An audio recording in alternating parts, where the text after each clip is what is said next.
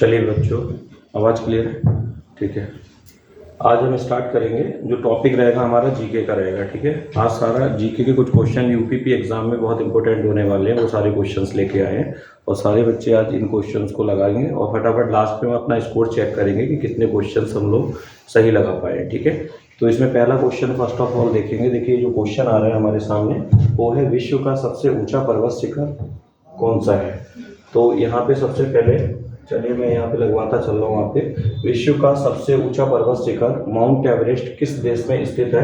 तो ये चीज़ सभी को क्लियर होगी। तो यहाँ पे ऑप्शन दिया हुआ है अफ्रीका, भारत, नेपाल और ऑस्ट्रेलिया। तो इसमें सही आंसर के साथ अगर हम जाएंगे तो यहाँ पे हमारा रहेगा बेटा नेपाल। ठीक है। तो नेपाल आंसर बिल्कुल सही जाएगा। अगला क्वेश्चन हमारा रहेगा, श्वेत क्रांति का संबंध किससे है? तो श्वेत क्रांति का जो संबंध है वो हमारा है गेहूं से या फिर दूध से या मांस से या लास्ट ऑप्शन इसमें रहता है हमारा मत्स्य से। तो श्वेत क्रांति का जो संबंध रहेगा यहाँ पे वो रहेगा दूध से। किससे रहेगा प्यारे बच्चों? दूध से रहेगा। तो दूध से इसके जो जन्मदाता माने जाते हैं वो वर्गीज कुरियन माने जाते हैं। ठीक है। यहाँ पे क्वेश्चन दूसरा क्रॉस होके जाता है, दूध से तो है लेकिन इसका मुख्य जो श्रेय जाता है वो वर्गीज कुरियन को जाता है। ठीक है। नेक्स्ट अगला क्वेश्चन यहाँ पे रहेगा हमारे पास, लाल रक्त कणिकाओं का जीवन काल कितना होता है? तो यानी कि आरबीसी लाल रक्त कणिकाएं, इनका जीवन काल जो है यहाँ पे सही आंसर के साथ अगर हम जाएंगे तो यहाँ पे सही आंसर होगा हमारा, यानी कि 8 दिन दिया हुआ है, 20 दिन दिया है, 120 है और 80 दिन है। तो इसका सही आंसर जाएगा बेटा 120 दिन। ठीक है। 120 दिन के साथ चले जाएंगे क्योंकि आरबीसी का जो जीवन काल होता है वो 120 दिन रहता है। ठीक है। अगला देखिए क्वेश्चन हमारे सामने ये आ रहा है, कैंसर के उपचार के लिए प्रयुक्त उत्कृष्ट गैस कौन सी होती है? तो कैंसर उपचार के लिए यहाँ पे 4 गैस दी हुई है, रेडॉन है, क्रिप्टोन है, जीनोम है और हीलियम है। ठीक है। तो इसमें अगर हम सही आंसर के साथ जाएंगे तो हमारा यहाँ पे आंसर रहेगा बेटा, कैंसर उपचार में रेडॉन गैस का प्रयोग किया जाता है। किसका किया जाता है? रेडॉन का। क्लियर है। अगला क्वेश्चन यहाँ पे हमारे सामने रहा, कोई धन विधेयक है या नहीं, इसका निर्णय कौन करता है? ठीक है। इसका निर्णय कौन करता है? तो यहाँ पे ऑप्शन में रहा है हमारे पास लोकसभा अध्यक्ष, प्रधानमंत्री, उपराष्ट्रपति और राष्ट्रपति। तो यहाँ पे जो धन विधेयक का डिसीजन जो लेता है वो लोकसभा अध्यक्ष लेता है बेटा। कौन लेता है? लोकसभा अध्यक्ष लेता है। ये ध्यान रखेंगे यहाँ पे। अगला क्वेश्चन यहाँ पे है, पृथ्वी से दिखाई देने वाला सबसे चमकीला ग्रह कौन सा है? तो यहाँ बुध ऑप्शन में है, शुक्र है, पृथ्वी है, मंगल है। तो यहाँ सही ऑप्शन के साथ अगर हम जाएंगे तो पृथ्वी से दिखाई देने वाला सबसे चमकीला ग्रह जो है वो शुक्र ऑप्शन के साथ चले जाएंगे बेटा। किसके साथ जाएंगे? शुक्र के साथ जाएंगे। सबसे चमकीला ग्रह आ जाए, भोर का तारा आ जाए या सांझ का तारा आ जाए, पृथ्वी की बहन आ जाए या पृथ्वी की अर्धांगिनी आ जाए, तो उस कंडीशन में हम शुक्र ही लगाएंगे क्योंकि शुक्र ग्रह सबसे चमकीला इसलिए होता है क्योंकि इसमें रिफ्लेक्शन पावर सबसे अधिक होता है। ठीक है। अगला क्वेश्चन देखेंगे। नेक्स्ट क्वेश्चन है हमारे पास, सूर्य में सर्वाधिक गैस कौन सी होती है? तो यहाँ पे हीलियम है, नाइट्रोजन है, हाइड्रोजन है और कार्बन डाइऑक्साइड है। तो देखो यहाँ पे हीलियम भी सूर्य में होती है, नाइट्रोजन भी, और नाइट्रोजन नहीं होती है, और हाइड्रोजन भी होती है। तो हीलियम और हाइड्रोजन के फ्यूजन से ही सूर्य जो होता है वो क्रिया करता है। तो यहाँ पे जो सही आंसर जाएगा सबसे अधिक जो होता है बेटा वो हाइड्रोजन के साथ जाएगा। वैसे हीलियम भी होता है लेकिन सही आंसर यहाँ पे जाएगा किसके साथ? हाइड्रोजन के साथ। क्लियर है। अगले क्वेश्चन पे हम चलते हैं, किसी वेबसाइट के प्रथम पृष्ठ को क्या कहते हैं? यानी कि जो भी वेबसाइट होती है इंटरनेट पे हम लोग जो वेबसाइट यूज करते हैं तो इसका जो पहला पेज खुल के आता है तो जो फर्स्ट पेज है वो क्या कहलाता है? मेन्यू बार कहलाता है या टूल बार कहलाता है या होम पेज कहलाता है या एंड स्क्रीन कहलाता है? तो जो हमारा फर्स्ट पेज होता है बेटा वो होम पेज कहलाता है। ठीक है। क्या कहलाता है? Home page. यानी कि किसी भी वेबसाइट का फर्स्ट पेज होता है वही हमारा होम पेज होता है और बाकी पेज जितने भी होते हैं वो सारे लिंक पेज कहलाते हैं। क्लियर है। अगला क्वेश्चन यहाँ पे देखेंगे, नेत्रदान में किस भाग का दान किया जाता है? तो नेत्रदान में कॉर्निया दिया है। ठीक है। पुतली होगा यहाँ पे, पुतली है, कॉर्निया है, आइरिस है और स्टिग्मा है। ठीक है। तो इसमें जो आंसर के साथ अगर हम जाएंगे तो यहाँ पे सही आंसर हमारा रहेगा कॉर्निया। ठीक है। यानी फर्स्ट ऑप्शन के साथ चले जाएंगे, नेत्रदान में किस भाग का दान दिया जाता है? तो कॉर्निया का दान दिया जाता है। क्लियर है यहाँ पे। अगला क्वेश्चन हम यहाँ पे देखेंगे। नेक्स्ट क्वेश्चन रहेगा, रेशम के कीड़े कहाँ पर पाए जाते हैं? तो ये क्वेश्चन बहुत अच्छा आ गया। रेशम के कीड़े जो है बेटा शहतूत है, शीशम है, आम है या बरगद है? किस पेड़ पे रेशम के कीड़े का पालन किया जाता है? तो रेशम के कीड़े का पालन बेटा सहतूत पे किया जाता है। यहाँ पे आंसर जाएगा हमारा सहतूत के साथ, ठीक है। अगला क्वेश्चन देखेंगे। नेक्स्ट क्वेश्चन हमारा यहाँ पे, राज्य में देवछठ का मेला कहाँ लगता है? तो ये बात कर रहे हैं उत्तर प्रदेश राज्य की। तो उत्तर प्रदेश में जो देवछठ का मेला लगता है वो कहाँ पर लगता है? तो यहाँ 4 ऑप्शन दिए हो गए, ठीक है।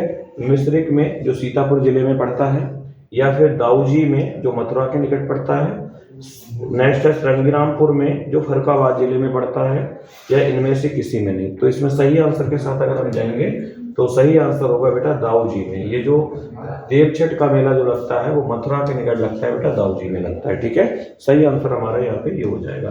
अगले क्वेश्चन में देखेंगे, उत्तर प्रदेश में सर्वाधिक जनजाति कौन सी निवास करती है? तो जनजाति क्षेत्र अगर हम उत्तर प्रदेश की बात करें तो यहाँ पे देखिए खरवाड़ दिया है, बुक्सा दिया है, माही गिर दिया हुआ है। तो यहाँ पे एक ऑप्शन यहाँ पे हिडन हो रहा है, वो यहाँ पे प्रिंटिंग में ये आ नहीं पाया, लेकिन सबसे ज्यादा जो जाति होती है उत्तर प्रदेश में जनजाति, वो थारू जाति है बेटा। ऑप्शन में यहाँ पे हिडन हो रहा है, वो जाति है थारू। कौन सी जाति है? ध्यान रखेंगे, थारू जाति है। यानी कि जो थारू जाति है वो उत्तर प्रदेश में सबसे ज्यादा निवास करती है, थारू जाति। क्लियर है सभी का? अगला क्वेश्चन यहाँ पे जाएंगे, यानी कि ये दिया है, किस राज्य की राजधानी अहिच्छत्रपुर थी और राज्य का विस्तार बरेली, बदायूं, फर्रुखाबाद है, ठीक है। तो यहाँ पे किस राज्य की राजधानी अहिच्छत्रपुर थी और राज्य का विस्तार बरेली, बदायूं, फर्रुखाबाद उत्तर प्रदेश में लगता है ये। तो इसकी राजधानी जो थी कुरु महाजनपद थी, या पांचाल महाजनपद, या काशी महाजनपद, या चेदी महाजनपद। तो बदायूं फर्रुखाबाद जो ये पूरा लगता था, तो ये लगता था बेटा पांचाल महाजनपद में लगता था। सही आंसर के साथ अगर हम जाएंगे तो सेकंड ही राइट आंसर होगा यहाँ पे, पांचाल महाजनपद, ठीक है। तो इसमें तीनों क्षेत्र ये प्राचीन काल में हमारे जाने जाते थे। आगे थारू जनजाति के बारे में सही कथन कौन सा है? तो यहाँ पे थारू जनजाति का क्वेश्चन एक और आ गया।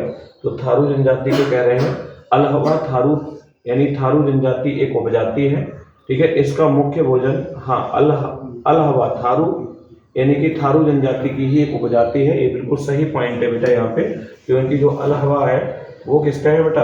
वो लोग ही थारू जनजाति के लोग कहलाते हैं। तो ये पॉइंट बिल्कुल सही आ रहा है। इनका मुख्य भोजन चावल है, हाँ बिल्कुल, इनका मुख्य भोजन चावल ही होता है, ये भी पॉइंट सही है। इनमें संयुक्त परिवार की प्रथा का बिल्कुल प्रचलन है, ये भी पॉइंट बिल्कुल सही है। तो तीनों पॉइंट हमारे यहाँ पे सही हो रहे हैं। तो इसमें हम जाएंगे उपरोक्त सभी के साथ, ठीक है। क्योंकि ये जो लोग हैं अल्हवा थारू जाति के जनजाति के लोग हैं, इनका मुख्य भोजन चावल होता है, और ये संयुक्त परिवार यानी कि ये एकांकी परिवार नहीं होते हैं, ये संयुक्त परिवार के रूप में रहते हैं। तो यहाँ पे उपरोक्त सभी सही आंसर हो जाएगा, ठीक है। अगला क्वेश्चन है, यहाँ पे क्वेश्चन हिडन हो रहा है। चलिए अगला क्वेश्चन देखते हैं, दिए गए कथनों पर विचार कीजिए। तो यहाँ पे कॉम्प्रिहेंसिव टाइप क्वेश्चन आज के टाइम में एग्जाम में सबसे ज्यादा देखने को मिल रहे हैं, ठीक है। तो कॉम्प्रिहेंसिव क्वेश्चंस आप लोग ज्यादा से ज्यादा क्लियर करके जाएंगे। तो दिए गए कथनों पर विचार कीजिए। कह रहे हैं पाकिस्तान के बलूचिस्तान, सिंध तथा पंजाब में सैंदव सभ्यता का विस्तार के प्रमाण मिलते हैं। यानी पाकिस्तान के बलूचिस्तान, सिंध तथा पंजाब में सैंदव सभ्यता के विस्तार के प्रमाण मिलते हैं। तो यहाँ पे ये पॉइंट हो गया। दूसरा पॉइंट है सैंदव सभ्यता का विस्तार अफ्रीकी देशों मोरस्को तक था। तो यहाँ पे पॉइंट हमारा ये सैंदव सभ्यता का विस्तार अफ्रीकी देशों में नहीं मिलता है, ठीक है। ये पॉइंट बिल्कुल गलत है। तो पहला सही है, पाकिस्तान के बलूचिस्तान, सिंध तथा पंजाब में सैंदव सभ्यता का विस्तार के प्रमाण बिल्कुल मिलते हैं सिंधु सभ्यता में। तो यहाँ पे हम चले जाएंगे फर्स्ट ऑप्शन के साथ, यानी कि पहला ऑप्शन हमारा बिल्कुल सही हो जाएगा, ऑप्शन ए इज राइट, ठीक है। अगला क्वेश्चन देखेंगे। यहाँ पे कह रहे हैं दिए गए कथनों पर विचार कीजिए। कह रहे हैं अरबी भाषा में मोहनजोदड़ो का अर्थ मृतकों का टीला होता है। बिल्कुल नहीं। तो अरबी भाषा में मृतकों का टीला नहीं होता है। मृतकों का टीला कहा जाता है यानी कि हिंदी भाषा में, अरबी भाषा में नहीं होता है। दूसरा पॉइंट दिया है मोहनजोदड़ो की खोज सर्वप्रथम 1922 में राखलदास बनर्जी ने की थी। ये पॉइंट बिल्कुल सही है यहाँ पे। तीसरा पॉइंट दे रहा है मोहनजोदड़ो नगर का पश्चिमी दुर्ग का निर्माण, यानी मोहनजोदड़ो नगर के पश्चिम में दुर्ग का निर्माण मिलते हैं। बिल्कुल सही है, पश्चिम में ही दुर्ग का निर्माण मिला है मोहनजोदड़ो में। तो यहाँ पे आंसर जाएगा बेटा, पहला गलत हो जाएगा, 2 और 3 सही हो जाएगा। तो ऑप्शन बी के साथ चले जाएंगे। क्लियर है सभी का? अगला क्वेश्चन है यहाँ पे कथन और निष्कर्ष वाला एक पॉइंट दिया हुआ है, यहाँ पे ध्यान से पढ़ेंगे हम लोग, ठीक है। यहाँ पे कह रहे हैं कथन दिया है ए, तो ये में कह रहे हैं मोहनजोदड़ो के भवन निर्माण में पक्की ईंटों का प्रयोग हुआ था। मोहनजोदड़ो के भवन निर्माण में पक्की ईंटों का प्रयोग हुआ था। कारण है पुरोहित, बिल्कुल हुआ था, ये बात बिल्कुल सही है, लेकिन यहाँ पे कारण इसका दिया है पुरोहित का विद्यालय मोहनजोदड़ो का प्रमुख इमारत था। नहीं, ऐसा कोई प्रमाण नहीं मिला है, पुरोहितों का विद्यालय से कोई संबंध नहीं, लेकिन पहला पॉइंट बिल्कुल सही है। तो जब ऐसे क्वेश्चन आ जाए तो यहाँ पे देखिए पहले क्वेश्चन में कह रहे हैं कथन ए तथा कारण आर दोनों सत्य हैं। नहीं, ऐसा नहीं है, एक सत्य है और एक असत्य है, तो इसके साथ तो हम बिल्कुल नहीं जाएंगे। ठीक है, दूसरा कथन दिया है कथन ए तथा कारण आर दोनों सत्य हैं, परंतु आर एक की सही व्याख्या, बिल्कुल नहीं, दोनों सही नहीं, यहाँ पे भी कह रहे हैं दोनों सही है। लेकिन यहाँ पे तीसरे ऑप्शन में कह रहे हैं कथन ए सत्य है परंतु कारक आर असत्य है, ये बिल्कुल ठीक है बेटा। हम किसके साथ चले जाएंगे? थर्ड ऑप्शन के साथ चले जाएंगे, पहला सत्य है, दूसरा जो है वो बिल्कुल असत्य है। अगला पॉइंट देखेंगे, नेक्स्ट क्वेश्चन चलते हैं। अगले क्वेश्चन में कह रहे हैं कथन दिया है बनावली के कई मकानों से अग्निवेदियां मिली हैं। ठीक है, कारण है बनावली के मंदिर में अग्नि की पूजा की जाती थी। नहीं, बिल्कुल नहीं। देखो सबसे बड़ी चीज है सिंधु घाटी सभ्यता में मंदिरों को कहीं से कहीं तक कोई अवशेष नहीं प्राप्त होते, मंदिरों का कहीं से कहीं कोई अवशेष मिला ही नहीं है, तो हमारा आर यहाँ पे फिर से गलत हो गया। कह रहे हैं बनावली के मंदिरों में अग्नि पूजा की जाती थी, बहुत ध्यान से पढ़ना इन क्वेश्चनों को, तो यहाँ पे मंदिरों का कोई अवशेष नहीं मिला है, तो ये तो बिल्कुल गलत हो गया बेटा। यहाँ पे ये बात बिल्कुल सही है कि बनावली के कई मकानों में अग्नि वेदिकाएं मिली हैं, ये बात बिल्कुल ठीक है। तो ऑप्शन यहाँ पे हमारा जो कथन ए सही है और आर जो इसका कारण है वो गलत है। तो इसमें देखेंगे आर दोनों सत्य हैं, बिल्कुल नहीं, ए और आर दोनों सत्य हैं, नहीं है, ए सत्य है परंतु कारण आर असत्य है, तो इसके साथ फिर से चले जाएंगे हम, समथिंग वैसा ही हमें पॉइंट मिल गया ऑप्शन के साथ। ठीक है, अगला क्वेश्चन देखिए, ये भी कॉम्प्रिहेंसिव टाइप क्वेश्चन है, इसमें 4 ऑप्शन दिए हुए हैं, एक ऑप्शन नीचे है 4, 1 2 3 और ऑप्शन ऊपर ही है। तो इसमें क्या है, सूची सेकंड से सुमेलित कीजिए, सूचियों के नीचे दिए गए कूट को सही उत्तर का चयन कीजिए। अब यहाँ पे हमें सूची का मिलान करना है कि सूची में ध्यानपूर्वक हमें जो अंक हैं उनको डिनोटेट करना है। ए पे 1 है, बी पे 2 है, सी पे 3 है, डी पे 4 है, इस टाइप से अंक डिनोटेट दे दिए जाते हैं। लेकिन उससे पहले हम इनको क्या करेंगे, मिलान करेंगे। अब यहाँ पे हड़प्पा के कुछ स्थल दे दिए हैं और यहाँ पे दे दिए स्थिति कि वो कहाँ पर है। ठीक है, तो आपको सही इनका ज्ञान प्राप्त होना चाहिए पहले से ही। देखो मांडा या मादा या मांडा एक ही बात है, तो मांडा जो है वो कहाँ से है, जम्मू कश्मीर से। ठीक है, मांडा जो है ये जगह कहाँ पे स्थित है, जम्मू कश्मीर। नेक्स्ट है दायमाबाद, तो ये दायमाबाद जो है वो महाराष्ट्र से है। अगला पॉइंट है कालीबंगा, तो कालीबंगा जो है वो कहाँ पर है, राजस्थान। ठीक है, राखीगढ़ी जो है वो हरियाणा। तो ये पॉइंट हमको पहले से ज्ञात है, तो कोई दिक्कत नहीं होगी। अब यहाँ पे देखिए पहले का हमें मिल गया क्या, 3, पहले का कोड क्या है, यानी कि 3 है। ठीक है, और दूसरे का जो है वो कितना है बेटा, 4, तीसरे का कोड मिल गया 1 और चौथे का कोड जो हमको मिला है 2। तो ऑप्शन में ये देखिए 3 4 1 2 कहीं आ रहा है, 3 4 1 2, यानी कि हमारा थर्ड ऑप्शन के साथ चले जाएंगे। ये हमारा यहाँ पे मैच हो रहा है, क्लियर है। इस टाइप से हम क्वेश्चन को लगाएंगे। अगला क्वेश्चन देखिए, ये कॉम्प्रिहेंसिव क्वेश्चन बहुत ध्यानपूर्वक लगाने होंगे आपको। ठीक है, अगला क्वेश्चन है यहाँ पे सूची सेकंड से सुमेलित कीजिए, समथिंग सेम क्वेश्चन उसी की तरह आ गया है। तो यहाँ पे भी हमें सूची का मिलान करना है, उसी की तरह क्वेश्चन है। यहाँ पे कह रहे हैं बेटा हड़प्पा सभ्यता की बस्ती,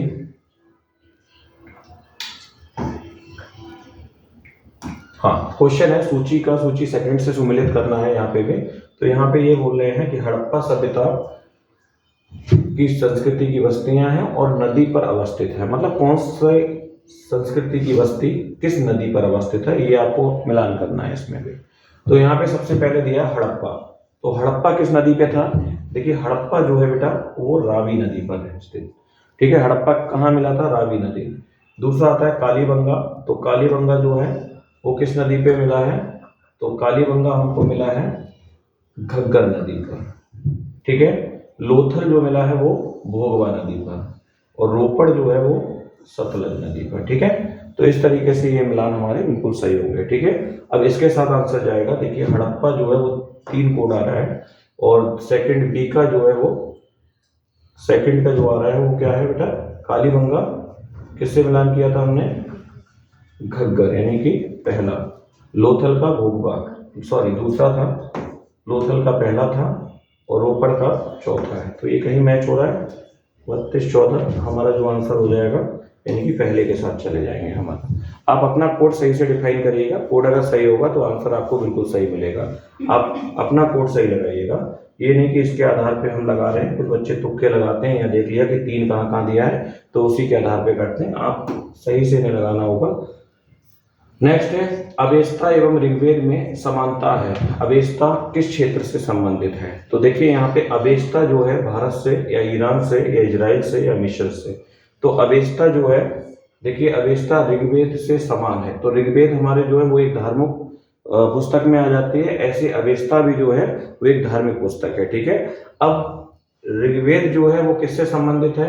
ऋग्वेद हमारे भारत से संबंधित है, तो ये ऑप्शन तो भारत तो नहीं होगा। अवेस्ता जो है वो ईरान की धार्मिक पुस्तक है। कहाँ की पुस्तक है? ईरान की धार्मिक पुस्तक है। और ऐसा उल्लेख कहाँ मिलता है? इसका उल्लेख मिलता है हमें सिंधु घाटी सभ्यता में, क्योंकि सिंधु घाटी सभ्यता के बाद जो आर्य भारत में आए थे वो कहाँ से आए थे? ईरान के रास्ते आए थे।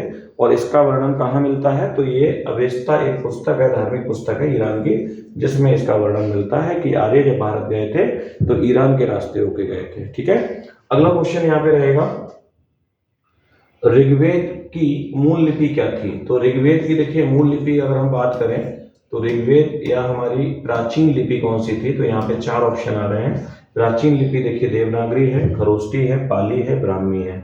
तो यहाँ पे यानी कि आपको एक दिन ध्यान रखनी है कि जितनी लिपियों को मोस्टली हिंदी भाषा में जो जन्म मिला है वो ब्राह्मी से मिला है। किससे मिला है? ब्राह्मी से। तो यहाँ पे ऋग्वेद की जो मूल लिपि है वो ब्राह्मी है, और यानी बाकी जो लिपियां यहाँ पे पाली है, खरोष्टी है और देवनागरी है, तो इनका जो जन्म होता है वो ब्राह्मी से ही माना जाता है। ठीक है, तो क्लियर है, ऋग्वेद की मूल लिपि ब्राह्मी मानी जाती है। अगला क्वेश्चन है दिए गए कथनों पर विचार कीजिए। यानी यहाँ पे कथन दे दिए हैं, अब इसमें कथन बताना है कि पहला कथन सही है या दूसरा सही है या तीसरा सही है या पहला दूसरा सही है या पहला तीसरा सही है या तीनों सही है। ठीक है, तो कथन की बात करेंगे तो यहाँ कथन है सभा। तो सभा क्या होती थी? वृद्ध एवं अभिजात वर्ग की संस्था थी। सभा जो थी वो वृद्ध एवं अभिजात वर्ग की संस्था थी। हाँ, प्राचीन काल में यानी कि ऋग्वैदिक काल में सभा वृद्ध एवं अभिजात वर्ग की संस्था थी। ये पॉइंट बिल्कुल सही है।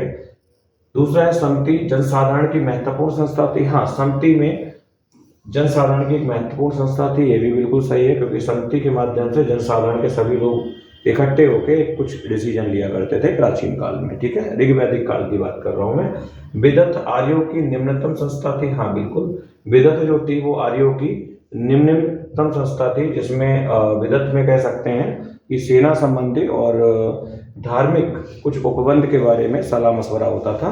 तो ये भी बिल्कुल विदत जो थी वो आर्यों की निम्नतम संस्था मानी जाती थी। तो यहाँ पे तीनों पॉइंट हमारे सही होते हैं, पहला भी, दूसरा भी और तीसरा भी। तो यानी कि यहाँ पे कोई ऑप्शन ऐसा जरूर दिया गया होगा जिसमें तीनों कथन सही हो जाए, तो सी ऑप्शन इज राइट। यहाँ पे देखिए पहला, दूसरा और तीनों कथन सही हो रहे हैं, तो हम कौन सा लगा देंगे यहाँ पे?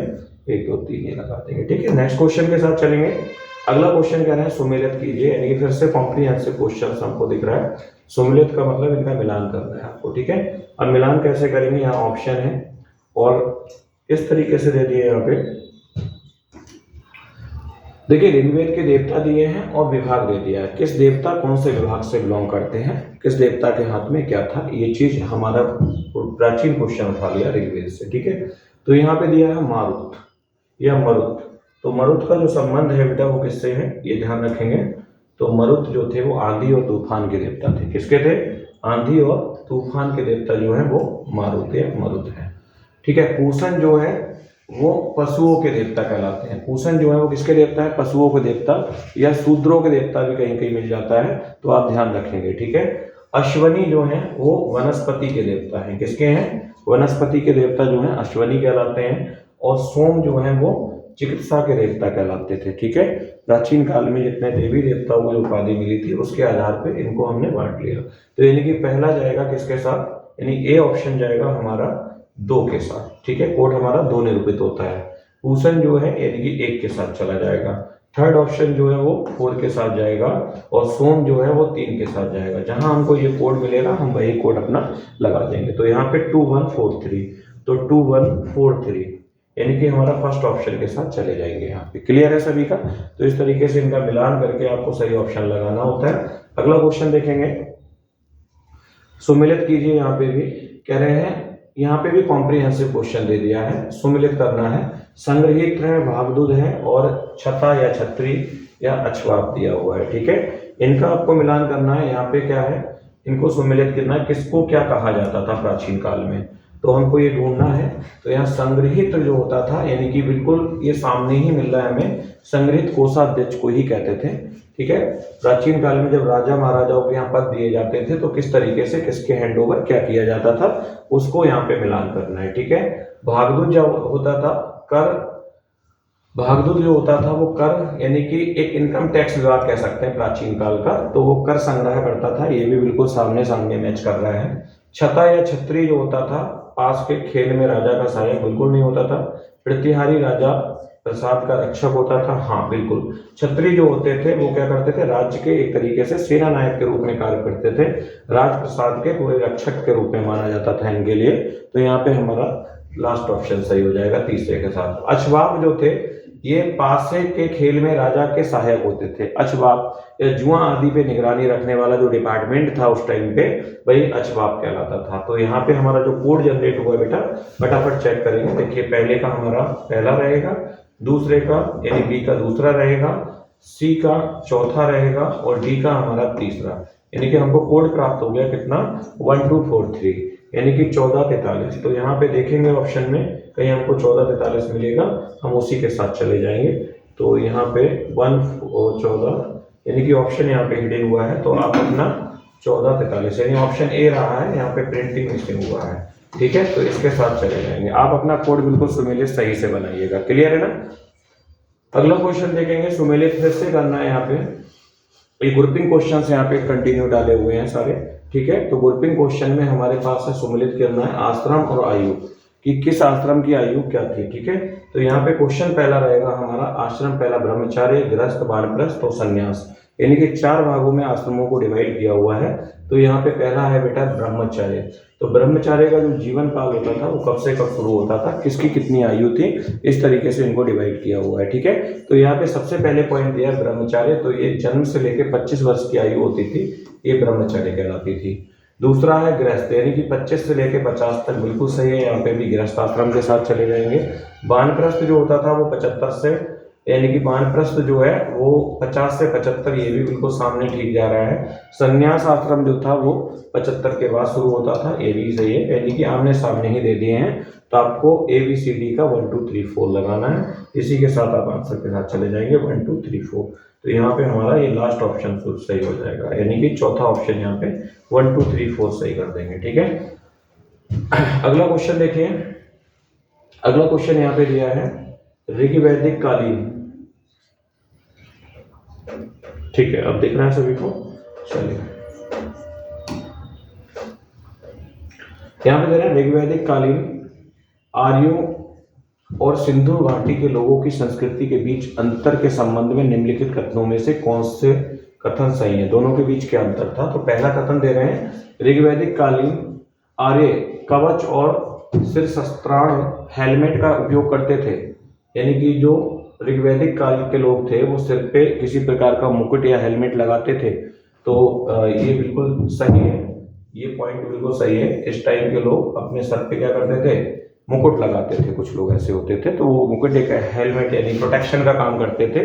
जैसे कोई युद्ध में अगर जा रहे हैं तो वो सारे सैनिकों को क्या करते थे, सर पे एक तरीके से सिर स्त्राण लगा के यानी कि हेलमेट के टाइप में लगाते थे, और राजा भी इसी तरीके से अपनी यूनिफॉर्म पहन के जाता था। जबकि सिंधु घाटी सभ्यता के लोग इनका उपयोगों का कोई साक्ष्य नहीं मिला है, बिल्कुल सही बात है। दूसरा वाला जो है इसका कोई साक्ष्य हेलमेट का या इस तरीके का कोई साक्ष्य नहीं मिलता है, तो यानी कि सेकंड ऑप्शन यहाँ पे अच्छा एक ये है। और जबकि यहाँ पे दिया है ऋग्वैदिक आर्यों ने घोड़ों को पालतू बना लिया था, अच्छा यहाँ पे तीसरा पॉइंट भी दिया है, दूसरा यहाँ पे हिडन हो गया है, ये प्रिंटिंग थोड़ा सा मिसप्रिंटिंग होने की वजह से। ऋग्वैदिक कालीन आर्यों ने घोड़ों को पालतू बना लिया था, जबकि इस बात का कोई साक्ष्य नहीं है कि सिंधु घाटी के लोगों ने पशु को जानते थे। ये बात बिल्कुल सही है, ये भी सही है, और यहाँ पे हमारा ये भी सही हो जाएगा, ठीक है, क्योंकि ये हेलमेट यूज करते थे, जबकि सिंधु घाटी सभ्यता में इसके उपयोग के कोई साक्ष्य नहीं मिले हैं। तो यानी कि ये भी पॉइंट हमारा सही होगा और तीसरा भी सही होगा, तो यानी कि पहला और तीसरा हमारा सही हो जाएगा। तो